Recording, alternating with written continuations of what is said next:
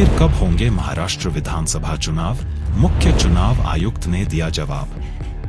महाराष्ट्र विधानसभा चुनाव की तारीख को लेकर लगाई जा रही अटकलों पर मुख्य चुनाव आयुक्त राजीव कुमार ने अपनी बात रखी। मीडिया कर्मियों के साथ बात करते हुए राजीव कुमार ने कहा कि राजनीतिक दलों ने भी चुनाव आयोग से दिवाली जैसे त्योहारों को ध्यान में रखकर विधानसभा चुनावों की घोषणा करने को कहा है। वह इस समय आगामी महाराष्ट्र विधानसभा चुनावों के लिए राज्य के दौरे पर हैं। प्रेस कॉन्फ्रेंस के दौरान उन्होंने कहा कि हमने यहां पर राष्ट्रीय क्षेत्रीय पार्टियों के नेताओं से मुलाकात की है। इसके अलावा पुलिस और अन्य लोगों से भी मुलाकात की। इन सभी ने हमसे चुनावों की घोषणा करने के पहले दीपावली, छठ पूजा और देव जैसे त्योहारों के समय पर भी विचार करने के लिए कहा। हम इन बातों का ख्याल रखेंगे।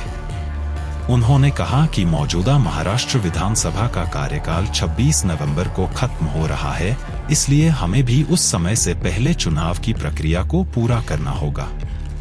महाराष्ट्र में विधानसभा की 288 सीटें हैं। विधानसभा का कार्यकाल 26 नवंबर को खत्म हो रहा है, इसलिए चुनावी प्रक्रिया को इस समय से पहले पूरा करना होगा। महाराष्ट्र में कुल मतदाता करीब 956 करोड़ हैं।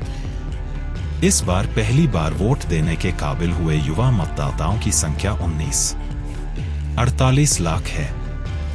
विधानसभा की तैयारियों का जायजा लेने के लिए मुंबई पहुंचे मुख्य चुनाव आयुक्त ने अपने दोनों साथी अधिकारियों के साथ महाराष्ट्र के शीर्ष अधिकारियों के साथ एक समीक्षा बैठक की।